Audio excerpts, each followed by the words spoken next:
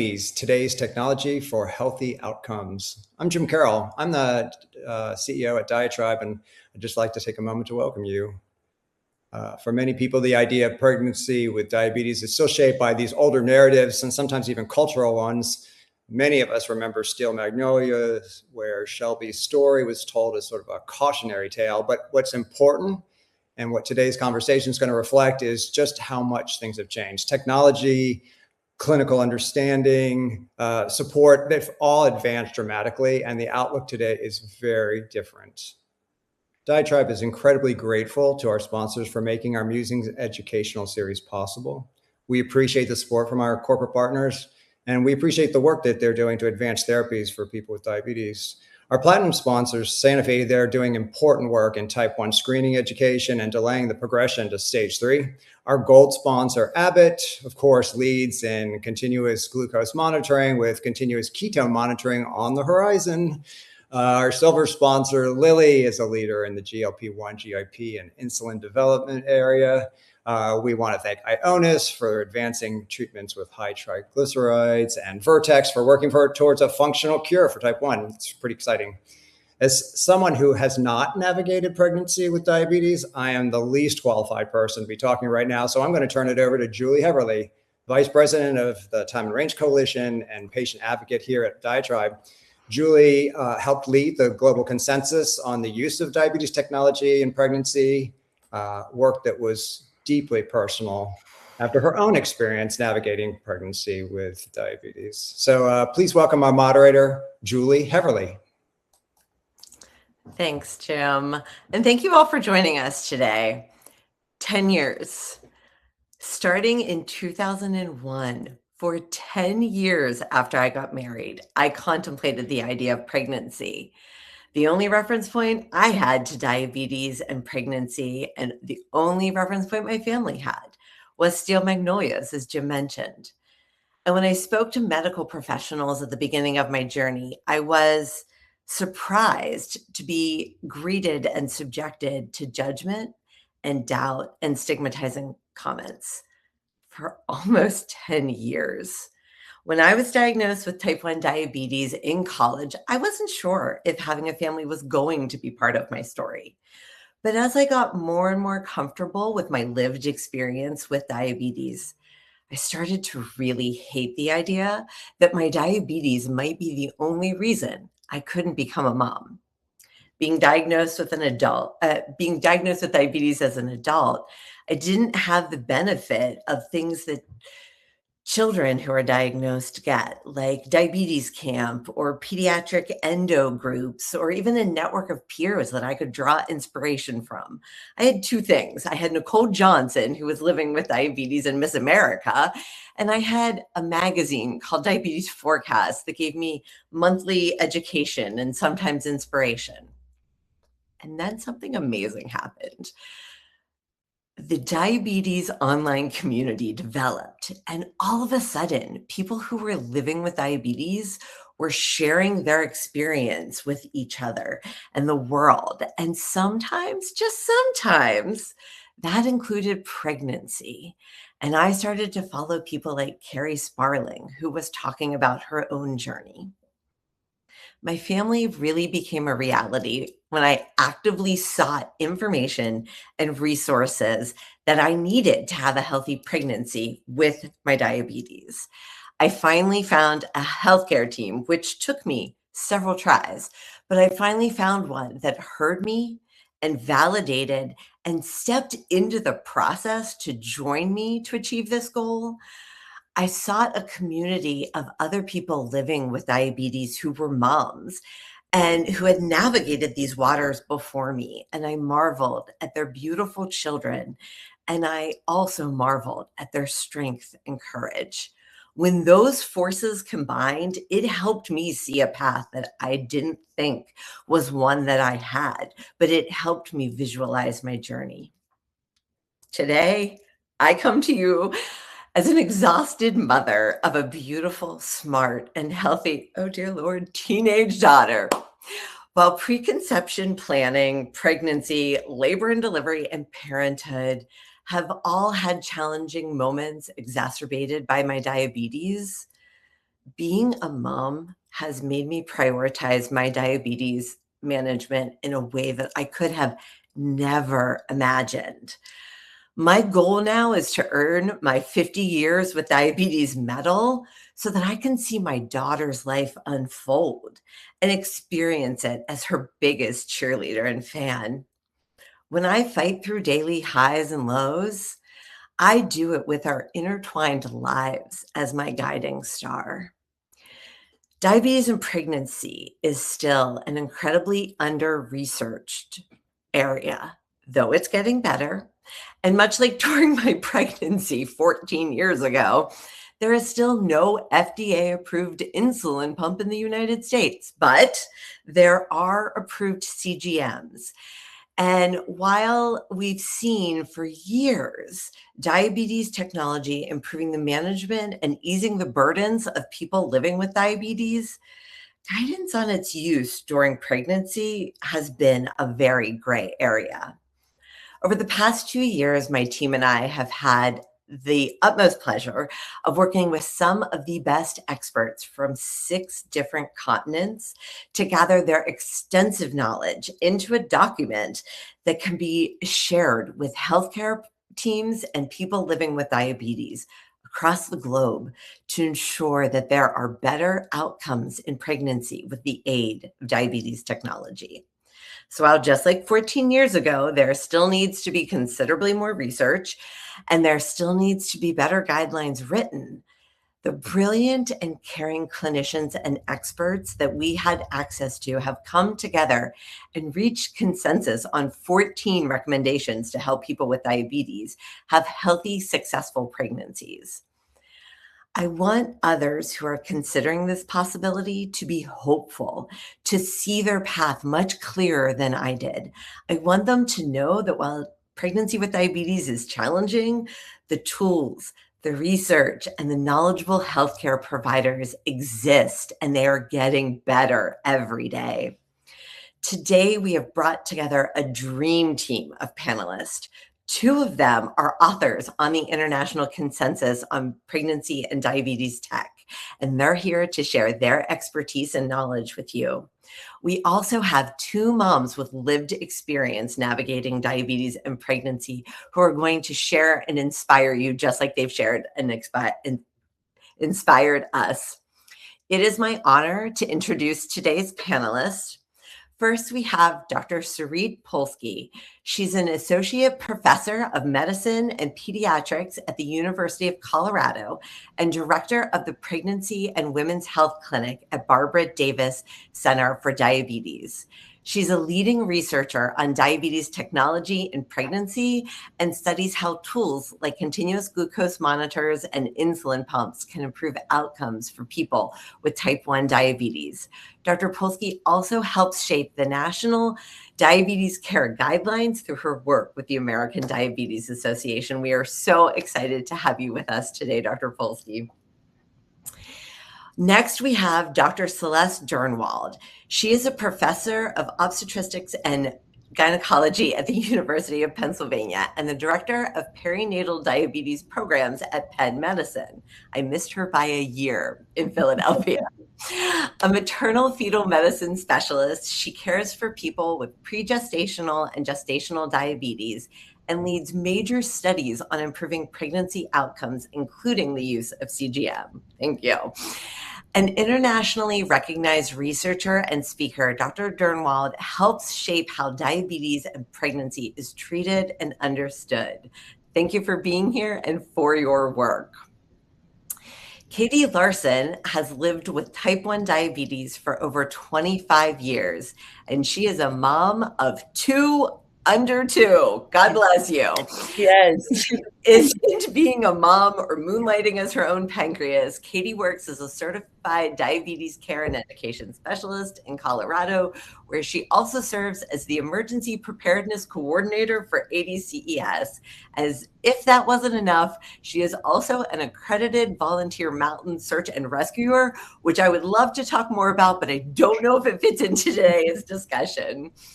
And finally, we have Jacquean Kosh, or JK, who is a licensed psychotherapist from Maryland who specializes in the area of faith-based counseling, managing chronic illness, and grief. She was diagnosed with type 2 diabetes at a young age and serves as a diabetes advocate for our community. She and her husband also have 2 children. Thank you all for being here. You contain the exact kind of information I was looking for on my very long road to experience diabetes and pregnancy. I hope today's discussion will be a source of education and empowerment for other people considering pregnancy. So thank you so much for being here. And I'm going to go ahead and kick it off with questions because people are here to hear you guys talk, not so much me. So Dr. Durnwald, pregnancy and childbirth, it's so normal. It's a healthy physiological process for most people, but maybe not so much for pregnancy. So how are pregnancy and childbirth different for people with diabetes? What are some of the challenges and things people should consider? Yes, thank you, Julie, for that question. I think the first thing I want to start off with is that people who are living with diabetes can have that normal, so-called normal pregnancy. It just looks a little different. And I think, like you had mentioned, finding your healthcare team that you feel you can work together with collaboratively, who listens to you, and it's a nice exchange, is really key to moving through a pregnancy. I do want to highlight also the concept of, meeting different team members early as you're planning a pregnancy. Because once you are pregnant, things start to move pretty quickly in terms of, how we manage diabetes. So I always feel like having the information and knowing what a pregnancy will look like is helpful. And it also allows you to know who is going to be taking care of you during the pregnancy. But more to your point, yes, it does look a little different. There absolutely, undeniably there's more work involved, right? Because not only are you thinking about, the usual pregnancy concerns, nausea and vomiting in the first trimester, the fatigue in the first trimester, you're also having to also manage glucoses during that time.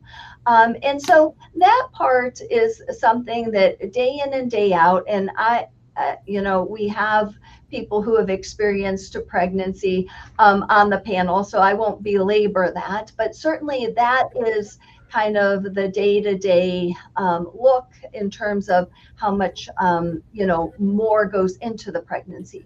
However, that work has significantly high yields because the vast majority of times now, with all of our new technology and planning and good communication with your team, we are very successful in helping guide patients through pregnancy and having, a healthy mom and infant afterward. But you're right, there's a lot more touch points. We interact with you on a weekly basis, at least a weekly basis, looking at your glucose levels. And that's the big kind of weekly touch point. It's really having that conversation. How are things going? Are there too many lows? Are there too many highs? What adjustments do we have to make? And we are used to that in pregnancy, and it looks so much different than when you're not pregnant, because as the pregnancy is growing and the placenta is growing, there's a lot of circulating placental hormones, which are really kind of keeping the pregnancy healthy, but it really has an impact on glucose levels. And those changes occur rapidly, week to week, especially in the second half of the pregnancy. And so there's a lot of touch points related to that. And there is more monitoring of a pregnancy. There's more ultrasounds. There's, the early ultrasound. There's, an ultrasound, at least one ultrasound midway through the pregnancy, which is very detailed, which is kind of a head to toe look at the fetus. There's also a lot of times, patients are asked to get a fetal echocardiogram, which is a very detailed ultrasound of the fetal heart. And then in the second half of pregnancy, there is additional ultrasound appointments to monitor the growth of the fetus. And then there's some extra what we call antenatal testing appointments, where we put the fetus on a heart rate monitor toward the very end of the pregnancy. So it's almost like a full-time job on top of any other full-time job. But the one thing that I really love about taking care of individuals with the diabetes and pregnancy is I get to know them so well, because we really see each other and talk to each other a lot during the pregnancy.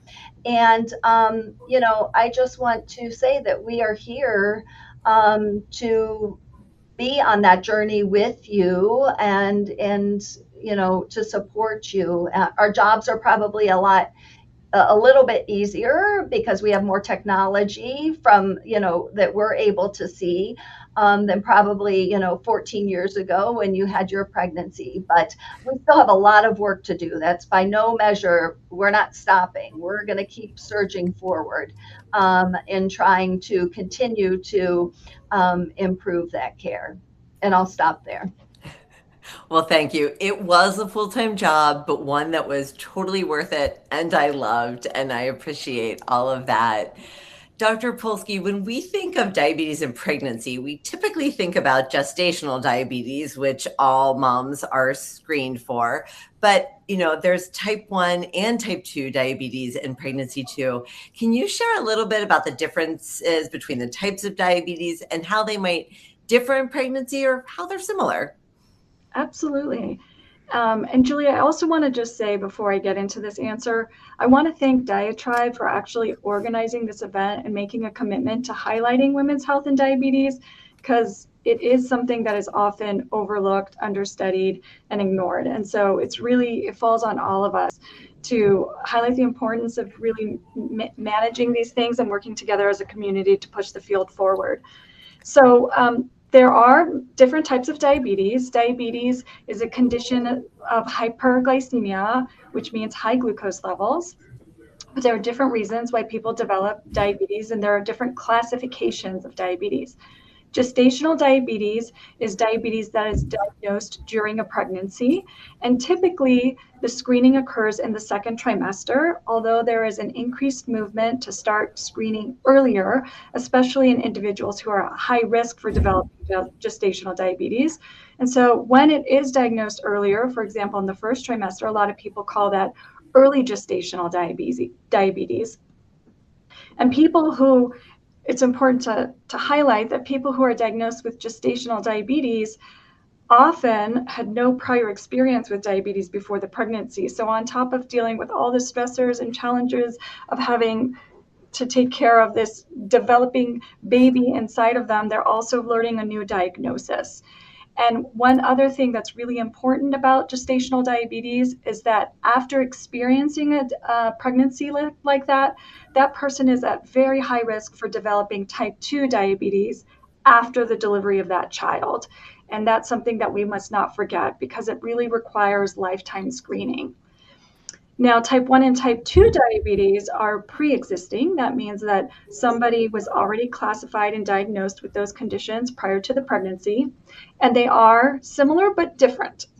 So they both have high glucose, but type 1 diabetes is an autoimmune condition. So we all make antibodies. Antibodies are usually a good thing. They help us fight infections, but sometimes antibodies attack a normal organ in the body and can cause a diseased condition. And so in the example of type 1 diabetes, the antibodies attack the pancreas, which is the organ that produces insulin. And because that attack occurs, those people are dependent on insulin that we give them, so through shots or an insulin pump. Type 2 diabetes is a condition of insulin resistance. The body doesn't really absorb the insulin in the way that it should. It doesn't get it into the cells in the way that it should.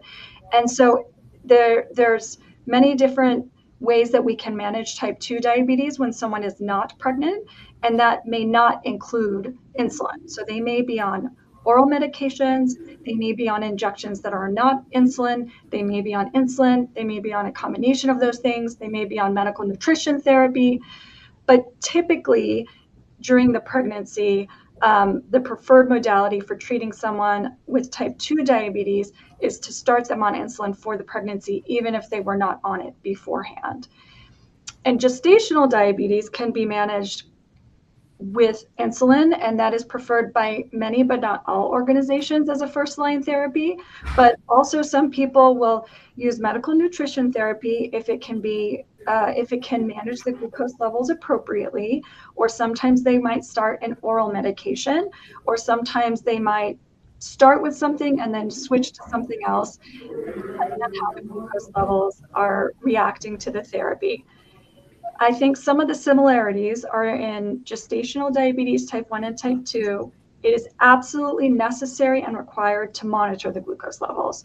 We cannot adjust the therapy if we don't know what the glucose levels are, and those glucose levels affect the health of the mother and the child.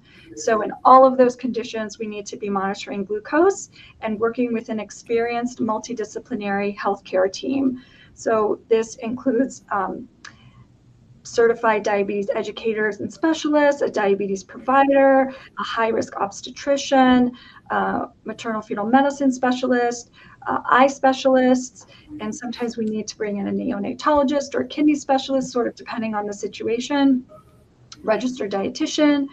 And I think one of the important things is that while there's a lot that's involved, as Dr. Durnwald pointed out, you don't have to do these things alone. We are here to help you, and you should really have that good communication with your healthcare team. Ask questions, be involved in your own self-care, and know that there are other people out there who have experienced what you're experiencing. And, other people have gotten through it. You can get through it. What I like to tell people is you can have a happy and healthy pregnancy. You're just going to have to work harder than someone who doesn't have diabetes. Yep, absolutely wonderful. Thank you so much. So let's hear from somebody who has diabetes. Katie, you live with type 1. Can you share a little bit about your diabetes and pre-pregnancy journey, what that looked like, and what would be helpful for someone else to know?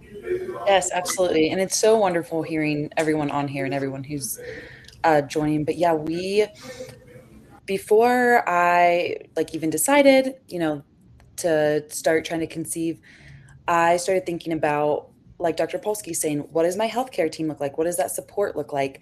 Because even as someone who loves being in control, as I think sometimes we do with living with diabetes and figuring out things myself, I knew this was a time to outsource that, because it truly is a second job. And I'm sure we'll talk about that later, the amount of appointments that you have and all the things that you do. And so I really honed in my care team, and I actually chose to get a care team closer to where I live. And part of that reason is because I was worried about the amount of appointments I would have later on, not quite thinking about sharing data and technology, which again, I think we'll talk about a bit later. But I really started creating a team and network about 20 minutes from where I live. I live kind of more in the foothills of Colorado. And so access to care, like somewhere like the Barbara Davis Center, is about an hour from where I live.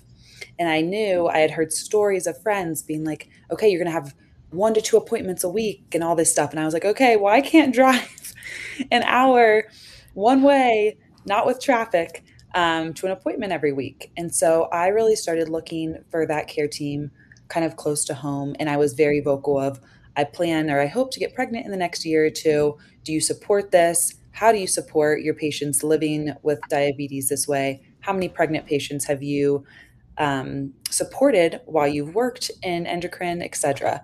And I found a really wonderful fit for myself and also my lifestyle, staying active during pregnancy, to help support that. I definitely thought I was going to see an MFM, the maternal fetal medicine specialist, much sooner than I did. So I was like, okay, who's my MFM? Who's on board? Let's go. And it's really a referral from your from your OB care team. So you really have three. So you have your OB care team, you have your endocrinologist, and then you have your MFM. And so there's a whole umbrella of people helping you.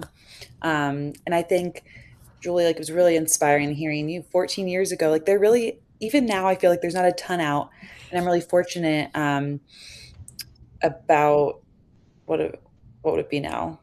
5 or so years ago, I was working at the Barbara Davis Center, so I had a lot of friends and access to hearing Dr. Polsky's wonderful research and hearing friends who living with type 1 have gone through this. Yes, in the chat says Dr. Polsky and your team are amazing.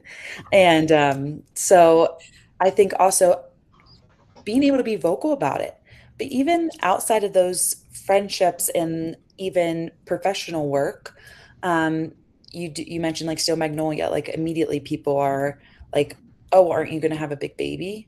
Oh, isn't this going to happen? Oh, all these things. And I think mentally it was a preparation as well, knowing some of this stuff was going to come my way. And how do I protect what I hope to be growing family, right? Not only protecting myself and what I believe in myself, but protecting that unit I'm about to create. And so I think that was a huge beginning step for me as well, was almost being prepared how to answer some people when they're asking or have a misunderstanding, because we're such a wonderful community in here. And again, this is incredible diaTribe is doing this, and that we're opening this up that people can watch. And we have this online community now. Yet at the same time, I think sometimes those of us who are very concentrated in it can forget there's that outside world who could impermeate this bubble that we have. Yes, there is definitely a constant need to educate. I think every person living with diabetes, pregnant or not, is at some point in time explaining what a CGM is, a pump is, why they're taking a shot. Right. It is so critical that we be armed with the education and the empowerment to do that. And so thank you so much for sharing that, Katie. JK, I'm going to turn it over to you because you are also an advocate for people who are living with diabetes, and you have gone through 2 pregnancies as well with type 2 diabetes. So what was your experience like? Well, I think the first thing I should say is that I was the exact opposite of Katie. I knew absolutely nothing. My examples of people who had diabetes was my father, so he's not going to get pregnant, and then my paternal grandmother, and she's my paternal grandmother. So I have not seen anyone with diabetes who was pregnant. And so I guess I was the blueprint for my community. And so what I was told by a friend that sometimes women go through like this kind of a checkup right around the time they're considering having a baby. My husband and I were getting ready to get married. And so I was like, okay, well, let's, and that's when it was explained to me that with diabetes, it's a little harder to manage. And I was actually even told probably don't get pregnant. Yeah. And so I was like, well, wait, I'm not the type of person that gets told she can't do something and handles it well. So I was like, no, there's got to be something else. So I talked to the primary doctor. She referred me to an OB, and the OB again said the same thing, like with your numbers. Now I'm only on oral. I should start with that. I'm only on oral medications at this time because that is a traditional way of treating type 2. They want to do everything but insulin and save insulin for the last resort. Personally, I don't think that was the best way for all type 2s because some type 2s need insulin similar to type 1s, but they didn't know that yet. So I was on metformin. I think I recently started something called Janumet, which is Januvia and metformin in one pill. And so it wasn't working. And so she was like, no, you don't get pregnant, like at all. And I'm like, huh? Like what? So I went back almost in tears to my primary, and she said, we'll do one more thing. I'm going to refer you to an endocrinologist. And so when I talked with him, he said, well, if you're okay with it, we can start you on long acting insulin right now. And the second you have a positive pregnancy test, you get on your email, you text me, you call me so that we can put that prescription in for the meal insulin. And so we did that. And I think I was first surprised that insulin would be that helpful, because I saw my father do it, I saw my grandmother do it, but they're not trying to be pregnant. So I didn't know that insulin was like that good. I just didn't know. And so that worked amazingly. I got my A1C in a comfortable range where my endo said, go for it. And so we did. So my oldest baby is going to be 13 in June.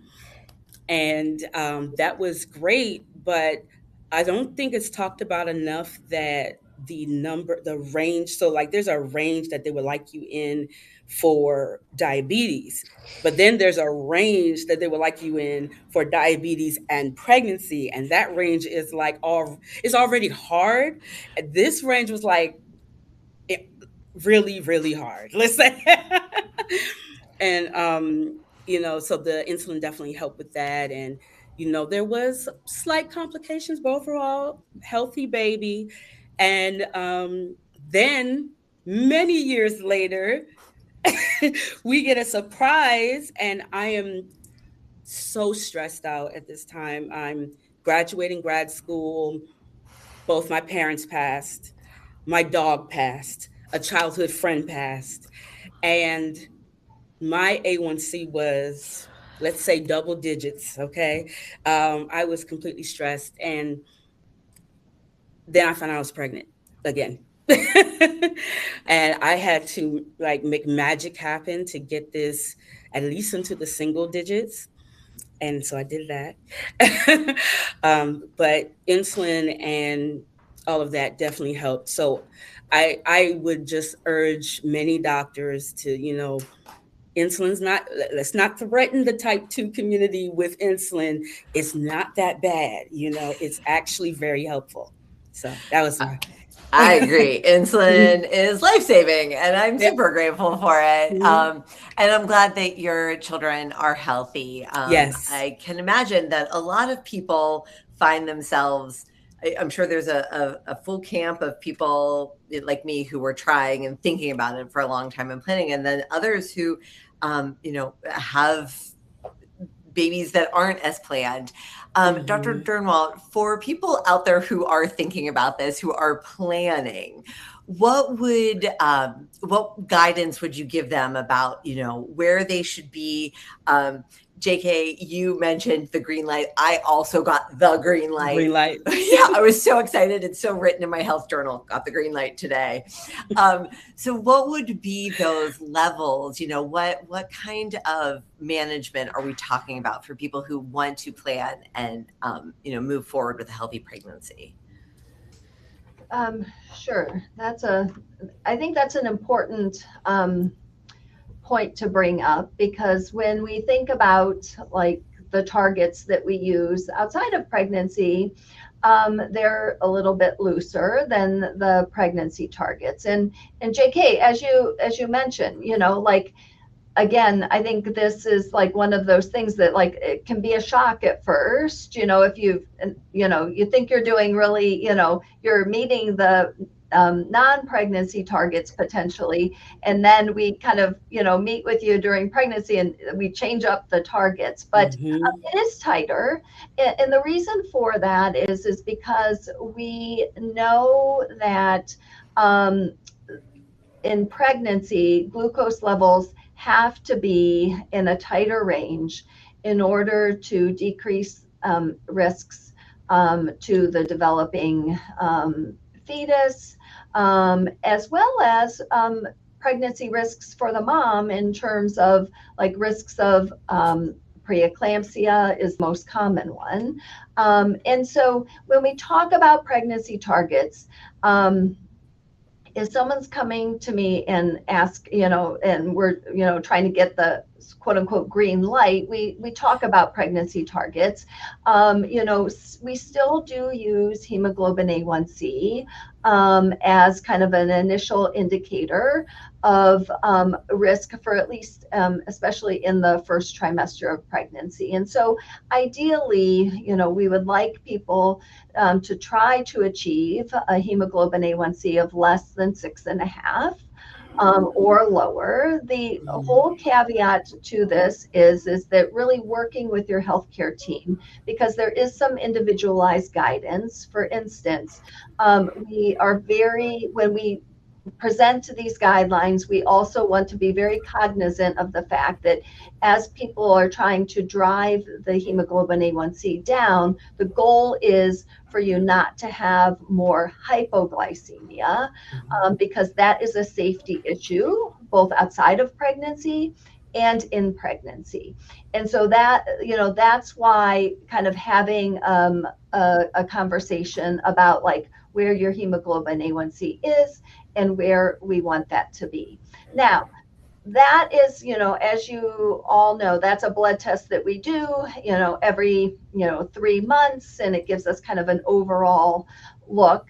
Now that we have like continuous glucose monitors and people are wearing more continuous glucose monitors, you have a lot more information at the ready. And so being able to focus on time in range week to week is really a key portion of preparing for pregnancy. And so if someone has type 1 diabetes, we focus on, I should go back and say our pregnancy targets are 63 to 140. Non-pregnancy targets are 70 to 180. So you can see how that went from like this window down to this window. And still the goal is, based on guidelines, is a time in range for individuals with type 1 diabetes of 70% or greater. We do not have evidence-based targets for individuals with type 2 or gestational diabetes.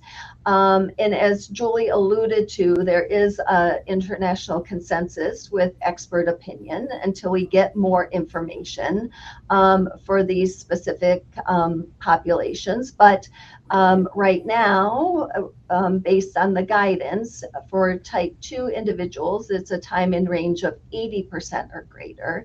And then if someone is using CGM for monitoring for gestational diabetes, it's a time in range of 90% or greater. But I want to make 2 main points.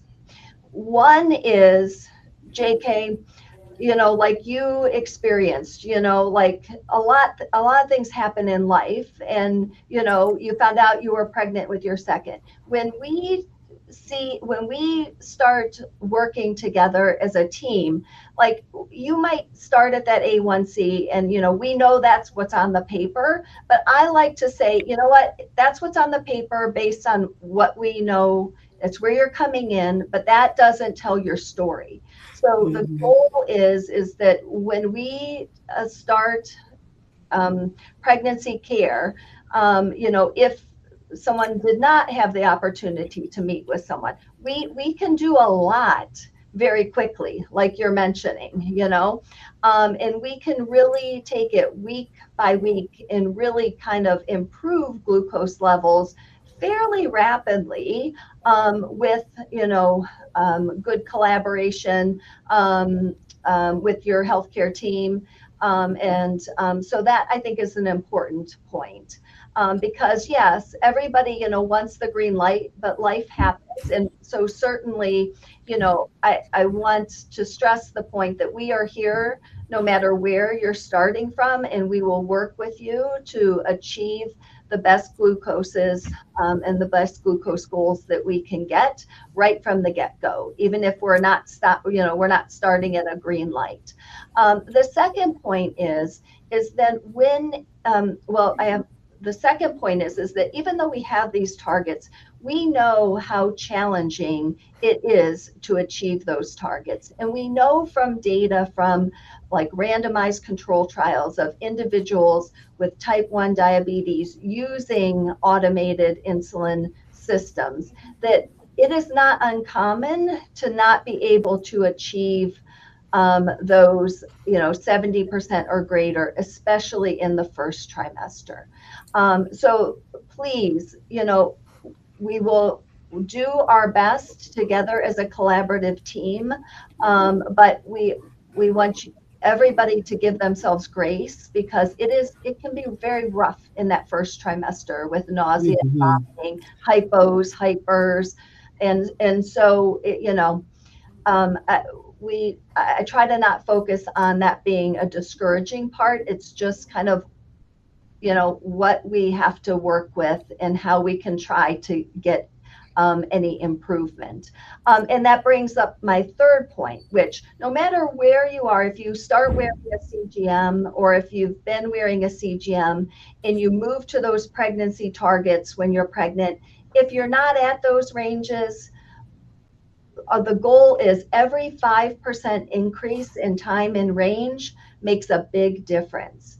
And so that's how I like to work with pregnant individuals if we're not at targets. Let's talk about what we can do to get at least a 5% increase time in range with these adjustments. And then we go to the next week. And so it can, stepwise, we can make fairly big changes quite quickly. And so those are some of the messages that I want to specifically highlight when we start talking about pregnancy targets. That's wonderful to hear. And I think it's really reassuring to think that if I'm hearing this correctly, you're saying you don't have to be perfect. You just have to be open and honest and willing to work with your healthcare team to make the changes that need to happen. Because I think a lot of us feel, I think a challenge in parenting is that you want to be perfect and you don't want to do anything to mess it up or to, and I think that openness, that willingness to collaborate, to be vulnerable is especially important in pregnancy. And it's great to hear from a healthcare provider, a renowned clinician, that you are willing to meet people where they are and move forward with them. And I hope that that helps others, both healthcare professionals and people who are living with diabetes, to be able to have more confident conversations moving forward. So the international consensus has been referenced, and I really do want to take a moment to talk about it, because while I was, sharing my introduction, it occurred to me that, for so long, there was so little known, and there is so much work and effort that has to go into pregnancy and diabetes. And to have, that successful partnership, people have to do a lot of work and they have to take a lot of care, both, the person living with diabetes and the healthcare team, and they have to do a lot of self-discovery and some risk.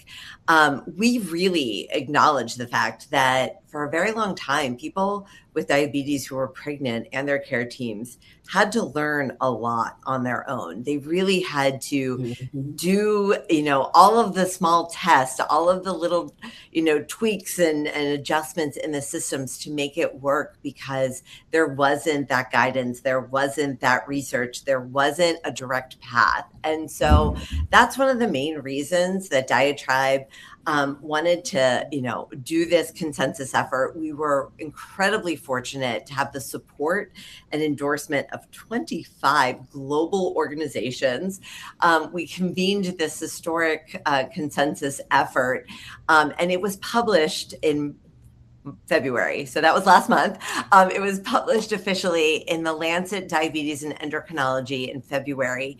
And it details 14 recommendations that our key opinion leaders and our experts really felt would help people who were living with diabetes and who were experiencing type 1 or type 2 or gestational diabetes, how they could use CGMs and automated insulin delivery systems to ease that burden of managing their disease during pregnancy, labor, and postpartum. We really do feel like this is a crucial step to help more women receive the care at the highest standard and with the most support. And so I believe that there will be a link in the chat with some information about the consensus and a link to the actual paper.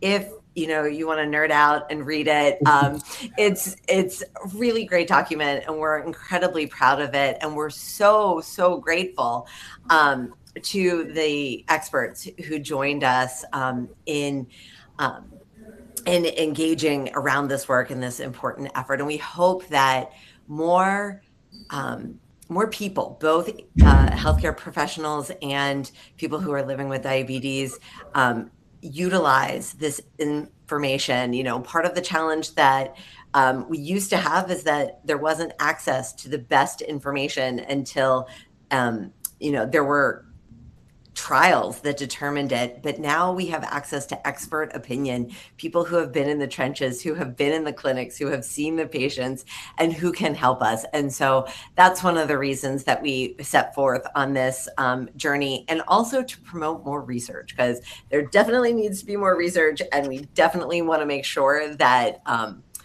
that it is a topic that isn't being ignored, that is getting the due diligence that it should be.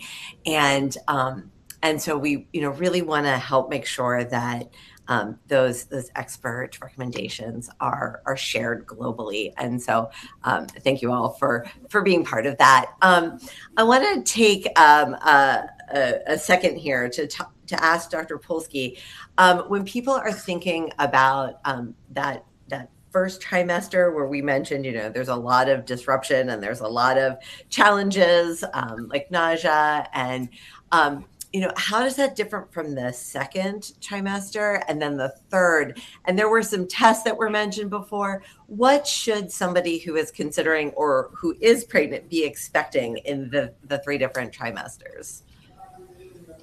That's a great question. So we talked about a lot of information so far in this event, and it can sound really scary and overwhelming. I think that to complicate things further, I hate to do it, but I do want people to be educated. One of the things that's really challenging about diabetes management in pregnancy is that insulin doses do not remain static. And since so many individuals who have diabetes in pregnancy are started on insulin, that's a really important point of discussion. Typically in the first trimester, women become much more sensitive to insulin. And what that means is that we often have to reduce the doses of the insulin that they're getting, whether it's through injections or insulin pump therapy or automated insulin delivery. And around 14 to 20 weeks, often starting around 17 weeks or so, they become progressively more resistant to insulin. And this is because of hormones that are produced by the placenta, and also some hormones that are produced by the mom's body.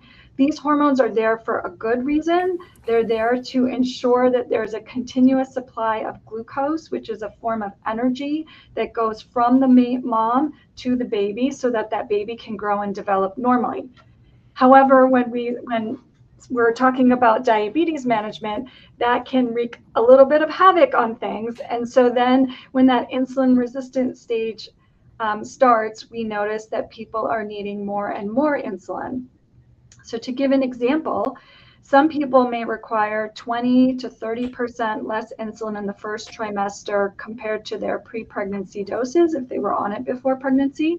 And they may require 200 or 300% more insulin by the time that they deliver the baby. That's just, a general guide. Everybody reacts differently. So at each stage of pregnancy, we have to kind of think about what is happening at that time, or what are some of the contributing factors. So of course, if someone is experiencing nausea and vomiting, that can affect their insulin doses because it's also affecting their appetite and their stress levels. Versus in the second and third trimester, we may notice that they're needing more insulin than we expected, and it might be due to other things, for example, gaining a little bit too much weight during the pregnancy. So there's a lot of reasons why these things can occur. I think one of the important points is that we need to monitor the glucose levels and then adjust the therapy week by week. And typically it is about once a week or so that someone is working with their healthcare team to make those adjustments to their insulin doses. And I think there's other testing that often we have to think about as well, that's not only related to glucose management, to other things as well. So for example, for someone with type 1 diabetes, we also want to monitor their thyroid hormone levels throughout the pregnancy. We also want to see how their kidney function is doing by doing some urine studies. So there's other kinds of blood tests that we would have to do and urine tests that we'd have to do to monitor their health that are not exclusively related just to what their glucose levels are, but to their overall health during the course of the pregnancy. And then we want to follow their blood pressure. If they have any pre-existing conditions, we want to be following those. For example, if someone had high cholesterol before the pregnancy, we may need to monitor that more closely during the pregnancy as well. It requires a team effort. You don't have to do it alone, but be prepared for significant fluctuations and reach out when needed so that that the healthcare team can help. So I'm still slightly stuck on the 300% more insulin. Is that a place where using an automated insulin delivery system or that constant monitoring of glucose levels, is that, a place where CGMs would be beneficial inside pregnancy? Is that something that we can assume, even though there's not the research quite yet? Yeah, so that's a good question. So for individuals with type 1 diabetes, it is absolutely recommended to use a CGM throughout pregnancy, a continuous glucose monitor, which is basically a small sensor needle. It's inserted under the skin, and it actually measures interstitial glucose, the glucose in between the cells. So it's not exactly the same as a blood glucose measurement, but those devices are really pretty accurate. We have studied them in pregnancy, and we absolutely recommend them for type 1. For type 2 diabetes and gestational diabetes, they should be considered. And I think it really depends on individual circumstances and needs, but it is worth a discussion with the healthcare provider. Is this something that could benefit me in my situation? One of the things that is really nice about CGM is it gives that real-time data. So you can actually see an immediate response to something. Well, I had a different kind of carbohydrate load than what I usually had, and I see that my glucose went up or down more than I expected, and you can get that real-time feedback and make adjustments as needed in real time.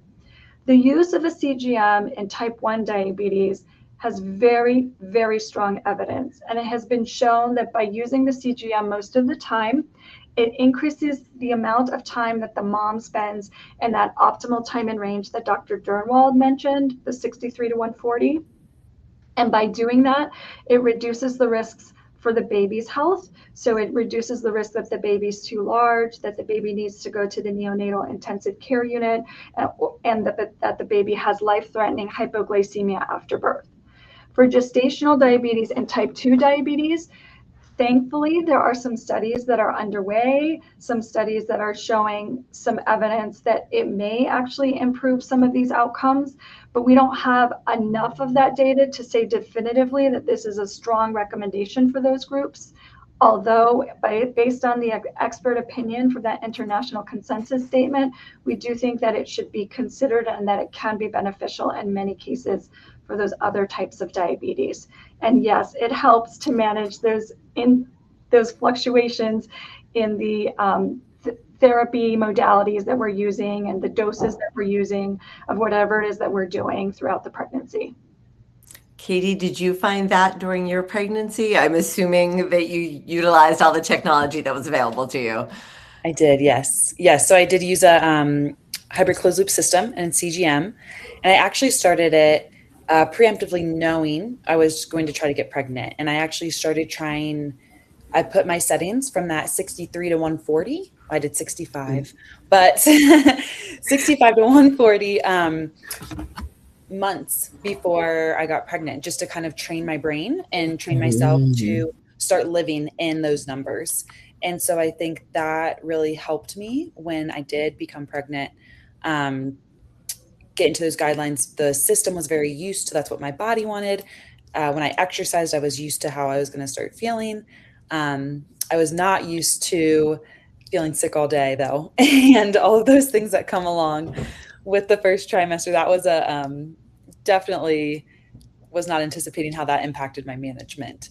But yes, in regard to technology, I did use all the tools in the toolbox, and I, again, use them. I was able to plan before and use them before and really put in that time and range as that, again, I know it's 63, but I put 65 because I like even numbers. Technically 65 is odd, but as even as you can be. So 65 to 140, really lived in that range for a few months before I became pregnant, which I do believe really helped then my pregnancy. Yeah, I bet. Yes. JK, did you have the opportunity to utilize any technology during your pregnancies? No, as a tech user now, I am kind of upset that no one, I mean, and I understand that at those times, type 2, they were not even considered really, but I'm a little, salty, as they say, about it because I had highs and lows with both pregnancies, but with my daughter, my 5-year-old, when I was pregnant with her, I had the scariest and the lowest low I've ever had at 33. And my husband was not home at the time and my son was sleeping. Then no one could get me a little juice or anything like that. I don't know how I got to the kitchen, but I did. And whatever was left of the orange juice box, I drank it. And then to make sure, I took like several Oreo cookies. So um, I was so scared. I think that's what really hurt is that because of my label, I am not getting the access to tools that I know what studies don't show yet, and we didn't do the studies yet, but I know these would work and it would have saved me from such a scary low. I definitely felt like I was going to like pass out or black out or something, but it was just very scary. And then now that I'm a Dexcom user and they have that follow app, and my husband is texting me now like go eat something or put some insulin in, or do something on your controller to get that numbers down, because I don't always pay attention, but he follows me and that helps. And just feeling like I was denied that access solely because I'm type 2, that's really not a great feeling. Yeah, I'm so sorry that you went through that. And I think it's very interesting sort of to learn from that sort of backwards view of like, now that you have the technology, now that you know how it can help you manage your diabetes, if you were able to have had that while you were going through it, how different your experience would have been. For either of our healthcare professionals, if somebody is considering pregnancy or finds themselves pregnant and isn't aware if they are eligible or have access to continuous glucose monitoring or an AID system, how would you encourage them to begin that conversation? Yeah, so are you saying someone who already has diabetes but is not on the technology, or even someone who doesn't have diabetes? Let's start with somebody who has diabetes. Maybe it's type 1, but they don't feel like their healthcare coverage is very good, or somebody who's type 2 and doesn't know if they actually qualify. Okay, it's a great question. I think that I think the first thing is to just talk openly and honestly with the healthcare professional that they're seeing and saying, I have diabetes and I now am pregnant and I heard about this device and I haven't been started on it. And what do you think about it? And I hope that most people would already say, I think it's a great idea and let's start on it. And I think if there is a situation where someone is in a setting where maybe that professional that they're working with isn't as comfortable in caring for people who are pregnant and have diabetes and maybe isn't as aware about the current guidelines that we have, it's okay to be an advocate for yourself and say, I really would feel more comfortable to be able to view my glucose data and use that to help affect my therapy choices, and to ask about it. I mean, it's the preference is to get a prescription for these devices. There are some over-the-counter devices, but with someone with diabetes at the beginning of the pregnancy, the strong preference is to get one of the prescribed devices and to just be an advocate for yourself. And there's multiple studies that this person could show to the healthcare provider if that person was reluctant for some reason. There are resources on diaTribe. I know I've written some articles about this, and so you can go to some of those, and it will have a link to the studies, and that can really help in terms of that, having that conversation. I do think that the awareness is increasing, and that many people are much more open to it than they used to be. And I'm hopeful moving forward that it becomes more of a standard of care practice and that it's not a situation where the person living with diabetes has to feel that burden of bringing up that discussion, and that, in fact, it would be their healthcare team that would bring it up on their behalf. I'm hopeful that we're moving in that way. I hope so too. I was really reassured when I saw in the American Diabetes Association standard of care that, everybody on insulin should have access to a CGM, and that everybody with diabetes should be offered diabetes tech if, they want to be able to use it. So one of the questions that just came in from the chat was around this idea, but who do you go to? Do you go to your PCP? Do you go to your OBGYN? Where do you even start? Because as we've already discussed, you have a lot of different players that you're working with. And so what is the best strategy for starting those conversations? I can take that.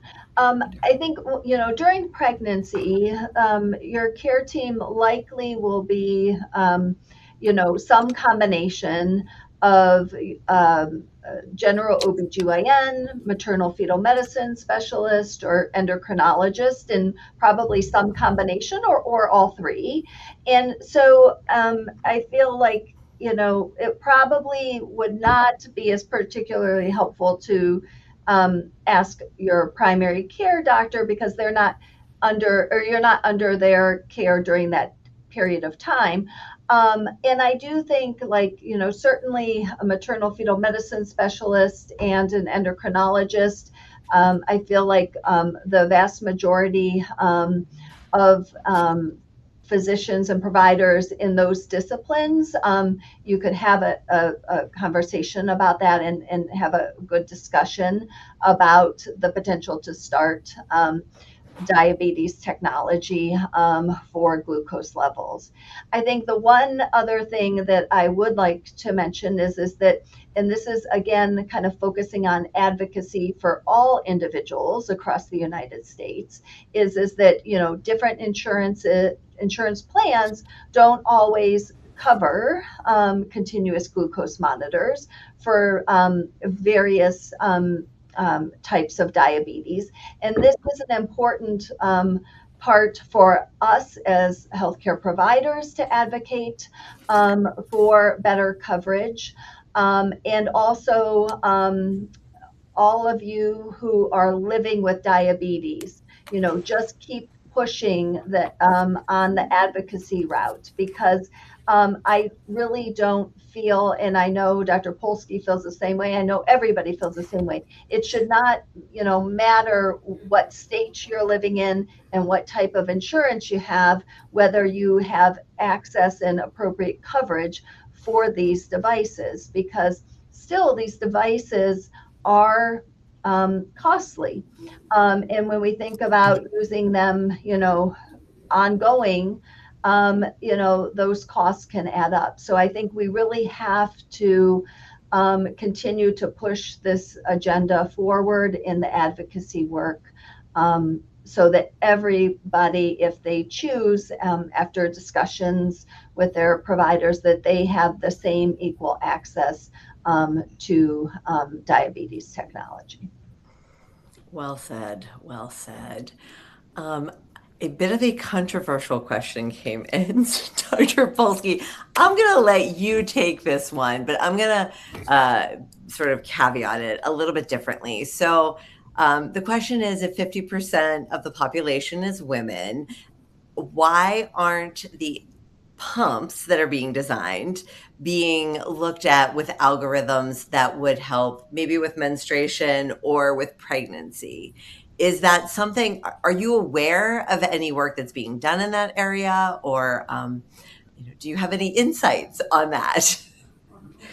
It's a great question. I think it's a very complicated question because there are a lot of stakeholders involved, right? So there's the manufacturers of the devices, there's the scientific community that often does the research that supports the approval of those devices for pregnancy or for, menstrual cycles or whatnot. There's also the people living with diabetes. There's also the regulatory bodies. So it's really complex. Dr. Durnwald and I are on multiple studies together, and we've all been advocating to push this field forward. What I can tell you is that I feel like it is gaining a little bit more positive recognition, and that's a good thing. So while these areas are understudied, and we still have quite a lot of work to do, to take the example of automated insulin delivery, which is basically using a system that has multiple components. It has a continuous glucose monitor, an insulin pump, and then also an algorithm that's housed within the pump or within somebody's phone or their app that helps determine insulin dosing decisions based off the CGM metrics, and it's dynamically adjusting insulin every 5 minutes or so. Those systems for a very long time were exclusively and only studied in non-pregnant populations. And there have been some groups that incrementally over time have done small studies for like wearing a automated insulin delivery for 24 hours at a time, or wearing it for 4 weeks at a time, and then finally like wearing it for the whole pregnancy. And so it's taken many years, over a decade, to kind of get to the point where it's gained a lot of traction. And now there's actually been 4 published randomized controlled trials, which is, the standard gold metric, best kind of clinical trial to do. And 3 of those are really large scale, like fairly large cohorts of pregnant individuals that are comparing the use of an automated insulin delivery system compared to standard of care, which is CGM with another mode of insulin therapy. So multiple daily injections, or a pump that's not connecting to the CGM. And that's huge, like to be able to have those trials. Their acronyms are ADAP, Circuit, and Crystal, and they are referenced in the International Consensus Statement that was published in the Lancet. And they are the basis of a lot of the recommendations that we have that specifically are level A or B evidence, which are, there's a grading scale. Level A evidence is the highest amount of evidence to support a recommendation. So I do think it takes all of our voices to talk to all the stakeholders involved to try and increase the amount of traction, enthusiasm, power behind the movement to get more of these research studies funded, to get investigators interested, to get sponsors to agree to pay the money for those proposals, to get manufacturers on board, to get people living with diabetes to provide their input so we can We can plan these devices appropriately for their needs, to get regulatory bodies committed, like all the things, right? It takes all of our voices to push the field forward. And I do feel like there's a little momentum now, and we as a community can step forward and push it towards the future even more. And I think we are all trying to do that. If you're interested in some of those trials that Dr. Polsky referenced, on timeandrange.org/pregnancy, we actually have created charts that break down all of the AID systems and the settings that can be used during pregnancy, during postpartum, during labor and delivery. And so I think that they're incredibly wonderful resources for both healthcare providers and people who are living with diabetes to be as knowledgeable as possible on that. So I really hope that you guys will take a moment to check those out. We only have a few more minutes left. This has been an amazing conversation. I feel like we probably could have done an 8-hour session, though I don't know anybody who would have wanted to listen to us talk for 8 hours, but it certainly is a complex and evolving, topic that deserves and needs so much more attention. But I want to take the last few minutes we have and just go around the horn and hear from each of our panelists tonight. What advice would they share with somebody who is considering pregnancy or who is pregnant? What words of wisdom and encouragement would you share? So, Dr. Durnwald, I'm going to start with you first. All right, great. My message, I think, is very simple. I'm a high-risk obstetrician by training. So my lens is pretty much, I rarely say, you shouldn't get pregnant. We can't get you through a pregnancy. I just want to, continue to echo that for anybody living with diabetes. We are here for you. We would love to talk with you ahead of time so that we can plan for a pregnancy together and start to develop our collaborative relationship and really optimize glucose levels in the starting point, and just kind of, give some anticipatory guidance of what a pregnancy is going to look like. But I think that's my main point. Just come talk to us and we can have a great conversation, because planning and kind of the anticipation of knowing what's going to happen in a pregnancy is part of the challenge that sometimes prevents you from enjoying your pregnancy. And our goal is to have you enjoy your pregnancy. We acknowledge the hard work that it takes, but we are here to support you. That is amazing. Dr. Polsky, what would your words of encouragement be? Very similar. If you can, plan ahead, meet with your diabetes care team and your obstetric team before you start trying to conceive, and get that individualized attention that you need for your own situation to be able to plan ahead. If it's a surprise, which it is for 50% of the population, many pregnancies are unplanned. Don't panic. Try and get into the healthcare system as soon as you can. Know that you're not alone. We're here to help you. You have your family, friends, support team, online community. There's so many resources available. And be an advocate for yourself. It's a vulnerable time. It's stressful. It's challenging, but it also can be a really special and beautiful time. And don't be afraid to speak up for yourself. That is absolutely okay. And I think that I'm going to end with what I kind of mentioned at the beginning. I like to kind of tell people this message repeatedly. You can have a happy and healthy pregnancy. You just have to work harder than someone who doesn't have diabetes. Absolutely. Thank you so much. JK, how would you like to, leave your thoughts with the audience? It might be. You're good. Okay, good. All right, I'm sorry. Yeah, these lovely doctors have summed up what I was going to say, but I'll shift it just slightly and say, don't accept the first no. And that is it's not just diabetes for me. It's the story of my entire health life. I've been told numerous times regarding what I can and cannot do for my health, but specific to diabetes, there was this wonderful endocrinologist and a wonderful MFM, and they took me through, well, the two of them took me through one pregnancy, and then a different endocrinologist and an MFM, the same MFM took me through another one. And I have a 13, almost 13, and a 5-year-old. I was told I couldn't, and I have 2 children, a boy and a girl. So you don't have to take that first no.